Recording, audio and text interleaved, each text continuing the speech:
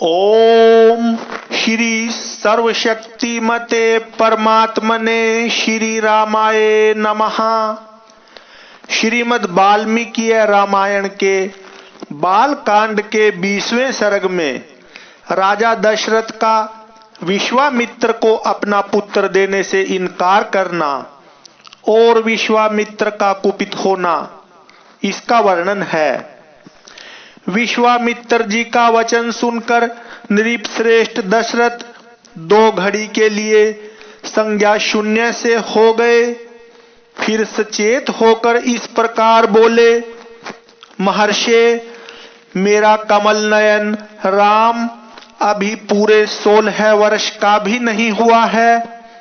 मैं इसमें राक्षसों के साथ युद्ध करने की योग्यता नहीं देखता। यह मेरी अक्षौहिणी सेना है, जिसका मैं पालक और स्वामी भी हूं। इस सेना के साथ मैं स्वयं ही चलकर उन निशाचरों के साथ युद्ध करूंगा।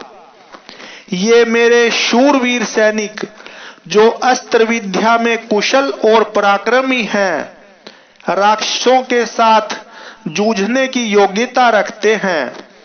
अतः इन्हें ही ले जाइए, राम को ले जाना उचित नहीं होगा। मैं स्वयं ही हाथ में धनुष ले युद्ध के मुहाने पर रहकर आपके यज्ञ की रक्षा करूंगा, और जब तक इस शरीर में प्राण रहेंगे तब तक निशाचरों के साथ लड़ता रहूंगा। मेरे द्वारा सुरक्षित होकर आपका नियमानुष्ठान बिना किसी विघ्न बाधा के पूर्ण होगा। अतः मैं ही वहां आपके साथ चलूंगा। आप राम को न ले जाइए। मेरा राम अभी बालक है, इसने अभी तक युद्ध की विद्या ही नहीं सीखी है। यह दूसरे के बलाबल को नहीं जानता है। न तो यह अस्त्र बल से संपन्न है और न युद्ध की कला में निपुण ही। अतः यह राक्षसों से युद्ध करने की योग्य नहीं है, क्योंकि राक्षस माया से छल कपट से युद्ध करते हैं। इसके सिवा राम से वियोग हो जाने पर मैं 2 घड़ी भी जीवित नहीं रह सकता। मुनि श्रेष्ठ, इसलिए आप मेरे राम को न ले जाइए। अथवा ब्रह्मान, यदि आपकी इच्छा राम को ही ले जाने की हो तो चतुरंगिणी सेना के साथ मैं भी चलता हूं। मेरे साथ इसे ले चलिए। कुशिक नंदन, मेरी अवस्था 60,000 वर्ष की हो गई। इस बुढ़ापे में बड़ी कठिनाई से मुझे पुत्र की प्राप्ति हुई है। अतः आप राम को न ले जाइए। धर्म प्रधान राम मेरे 4 पुत्रों में ज्येष्ठ हैं, इसलिए उस पर मेरा प्रेम सबसे अधिक है। अतः आप राम को न ले जाइए। वे राक्षस कैसे पराक्रमी हैं, किसके पुत्र हैं और कौन हैं, उनका डील डोल कैसा है। मुनीश्वर, उनकी रक्षा कौन करते हैं। राम उन राक्षसों का सामना कैसे कर सकता है। ब्रह्मान, मेरे सैनिकों को या स्वयं मुझे ही उन माया योधी राक्षसों का प्रतिकार कैसे करना चाहिए। भगवान, ये सारी बातें आप मुझे बताइए। उन दुष्टों के साथ युद्ध में मुझे कैसे खड़ा होना चाहिए, क्योंकि राक्षस बड़े बलाभिमानी होते हैं। राजा दशरथ की इस बात को सुनकर विश्वामित्र जी बोले, महाराज, रावण नाम से प्रसिद्ध एक राक्षस है, जो महर्षि पुलस्त्य के कुल में उत्पन्न हुआ है। उसे ब्रह्मा जी से मुंह मांगा वरदान प्राप्त हुआ है, जिससे महान बलशाली और महापराक्रमी होकर बहुसंख्यक राक्षसों से घिरा हुआ वह निशाचर तीनों लोकों के निवासियों को अत्यंत कष्ट दे रहा है। सुना जाता है कि राक्षस राज रावण विश्ववा मुनि का औरस पुत्र तथा साक्षात कुबेर का भाई है।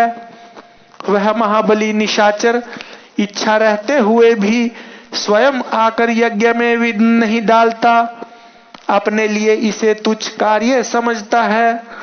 इसलिए उसी की प्रेरणा से दो महान बलवान राक्षस मारीच और सुबाहु यज्ञों में विघ्न डाला करते हैं। विश्वामित्र मुनि के ऐसा कहने पर राजा दशरथ उनसे इस प्रकार बोले, मुनिवर, मैं उस दुरात्मा रावण के सामने युद्ध में नहीं ठहर सकता।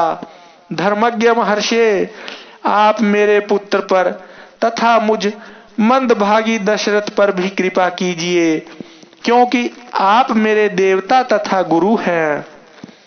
युद्ध में रावण का वेग तो देवता, दानव, गंधर्व, यक्ष, गरुड़ और नाग भी नहीं सह सकते, फिर मनुष्यों की तो बात ही क्या है।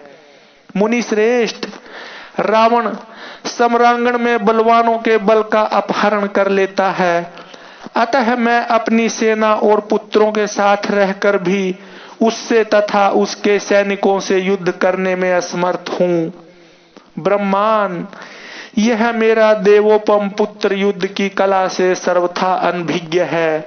इसकी अवस्था भी अभी बहुत थोड़ी है, इसलिए मैं इसे किसी तरह नहीं दूंगा। मारीच और सुबाहु सुप्रसिद्ध दैत्य सुंद और उपसुंद के पुत्र हैं। वे दोनों युद्ध में यमराज के समान हैं।